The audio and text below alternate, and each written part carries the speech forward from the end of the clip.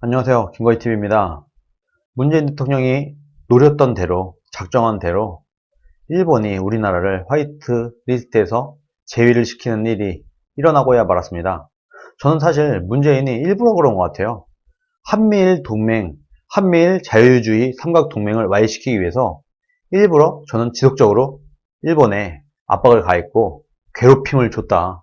그 결과 아베가 반응을 해서 우리나라를 이제는 드디어 화이트리스트에서 제외시키는 조치를 취하기까지 이르렀습니다. 이것을 보고 문재인 대통령이 국민들 앞에 여러 가지 얘기를 했어요. 여러 가지 그냥 장황한 헛소리를 늘어놨는데 과연 문재인이 어떤 장황한 헛소리와 거짓말을 했는지 이것을 한번 주요 부분만 짚어서 제가 설명을 드리도록 하겠습니다. 자, 첫 번째, 대한민국이 외교적으로 풀자고 이야기하고 문제 해결을 위해서 머리를 맞대자고 했는데 이 제안을 일본이 받아들이지 않았다라고 거짓말을 했습니다. 원래 8개월, 9개월여 동안 일본에서 먼저 대한민국 측에 외교적으로 풀자고 지속적으로 요청을 했어요. 근데 이것을 문재인 정권이 지금까지 외면하고 거절해 왔었습니다.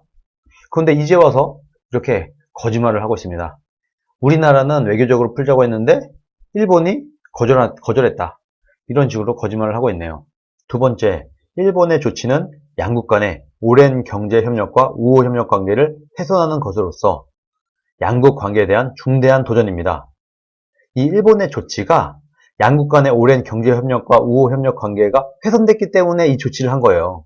이게 선후관계를 지금 잘못 생각하고 있는 것 같은데 오히려 거꾸로 우리나라와 일본이 협력 우호 관계가 훼손됐기 때문에 일본이 야 이제는 대한민국을 동맹국과 우호국 대우를 해주지 않을 거야 라고 하면서 화이트리스트에서 제외를 한 것이거든요.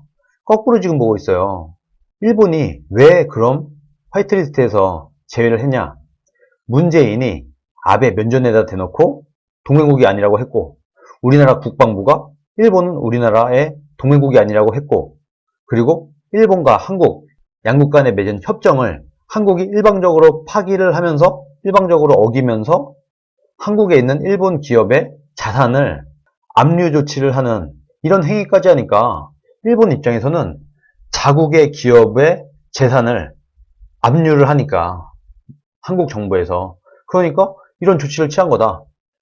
공격은 한국이 먼저 했어요. 한국이 먼저 수차례 일본은 우리가 동맹국이 아니야 라고 얘기를 했고 한국과 일본이 맺은 조약을 일방적으로 깼고 한국에 있는 일본 기업의 자산을 압류하려고 했고 이런 일들이 있었기 때문에 이것의 방어 차원으로 사실 일본이 이런 조치를 취한 겁니다. 지금 거꾸로 보고 있다는 거예요. 세 번째, 일본의 조치로 인해 우리 경제는 엄중한 상황에서 어려움이 더해졌습니다. 하지만 우리는 다시는 일본에게 지지 않을 것입니다. 일본의 조치 이전에 우리 경제가 왜 엄중한 상황에 처했죠?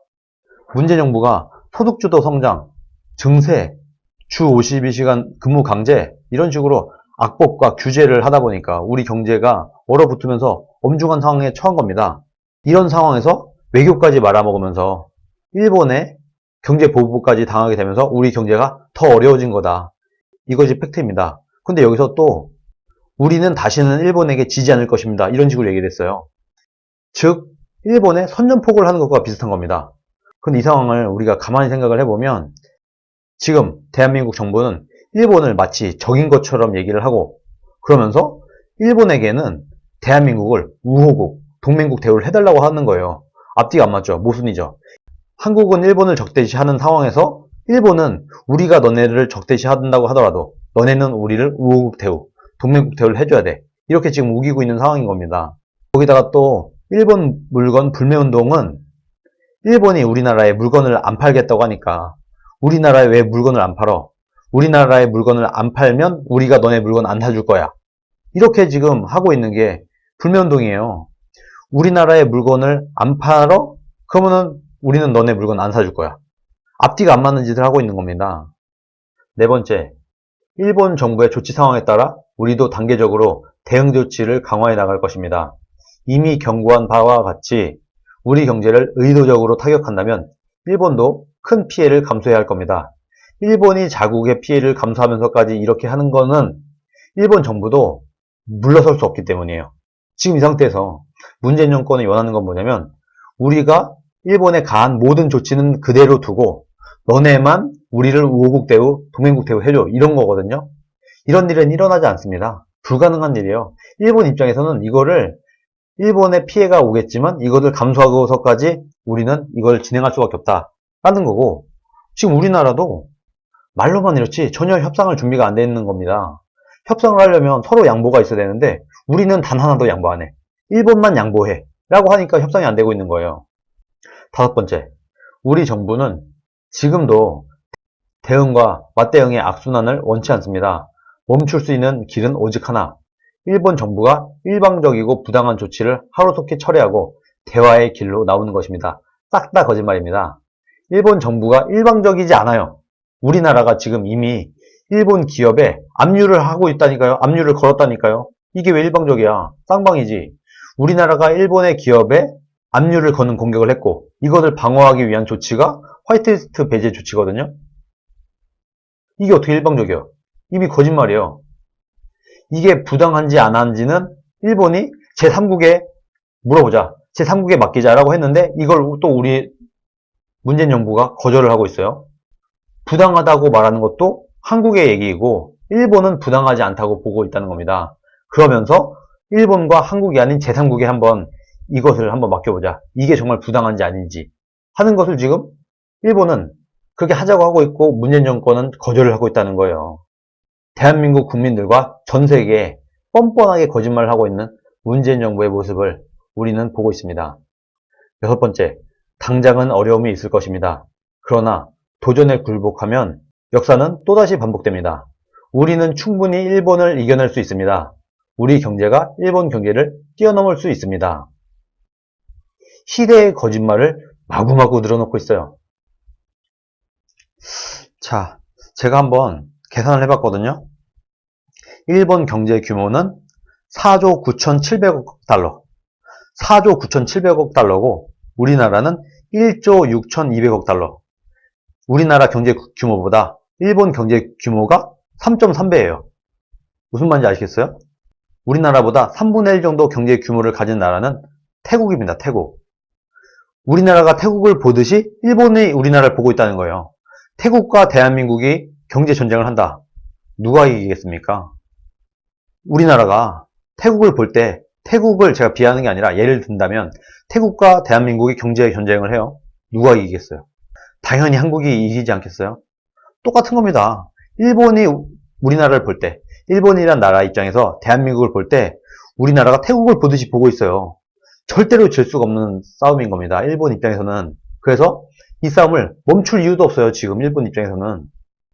전 솔직히 문재인이 진심으로 이런 얘기를 하는가 이런 생각도 사실 좀 들어요. 여러분, 일본과 한국이 경제 규모가 이렇게까지 3배 이상 차이가 나는 일본과 한국이 싸워서 한국이 이긴다? 어떻게 이길 거예요? 이길 방법이 뭐예요? 이길 수 있다면 어떻게 해서 이길 수 있는지 그 근거를 내놔야 됩니다. 그 근거 되는 사람 아무도 없어요. 지금 이 순간까지도 어떤 경제학자든 정부든 민주당이든 누구 한 사람도 우리나라가 일본을 이길 수 있다는 그 근거를 내놓지 못하고 있습니다. 왜? 거짓말이니까. 안 됩니다. 솔직히 말해서 우리나라 일본 못 이겨요. 거기다가 문재인이 또 우리나라가 일본의 경제를 뛰어넘을 수 있다고 또 얘기를 하고 있어요. 자, 계산을 해봤습니다. 우리나라가 일본은 지금부터 스톱. 일본 경제 성장은 여기서 스톱.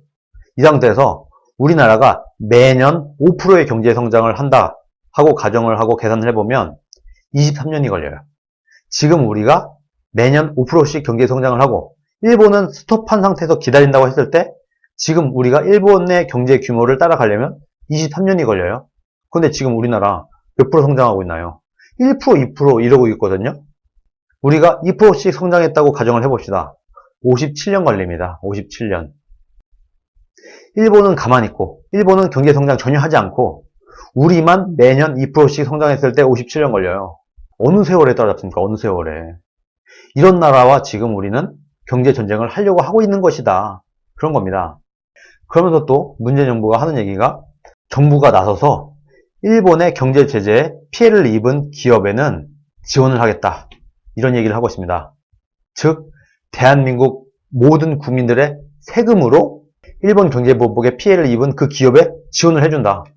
우리 국민들의 세금이 문재인 정부가 외교를 말아먹어서 사고 친 것에 땜빵을 해야 되는 이런 지경에 처했다는 겁니다. 이 비용을 뭐 복지에 쓰던 뭐 국방에 쓰던 뭐에 쓰던 쓸 수도 있는 이 세금을, 이 피 같은 세금을 문재인이 일본에 시비 건 바람에 그냥 뻘짓으로, 뻘돈으로 쓰게 생겼다, 지금. 이런 파국에 처해 있는 겁니다. 명색이 대통령이라는 사람이 전 국민과 전 세계가 다 보는 카메라 앞에서 전 세계인과 온 국민들에게 거짓말과 헛소리를 장황하게 늘어놨어요. 그런데 이 짓을 문재인이 언제까지 할 거냐? 우리 국민들이 속는 한 계속합니다. 어차피 외국은 안 속아요. 외국에 있는 사람들은 안 속아요. 그러나 문재인의 힘은 대한민국 내에서는 아주 막강합니다. 그래서 대한민국 국민들이 속는 한 이 짓을 멈추지 않을 거예요. 그럼 우리가 할 수 있는 일은 뭐냐? 문재인의 이런 거짓 선동과 거짓말과 이런 장황한 헛소리에 속지 않는 국민들이 있다고 하면은 이 문재인의 거짓말에 속지 않는 국민들이 한 사람 한 사람이 힘을 모아서 이 말에 속고 있는 그 국민들을 깨워야 된다.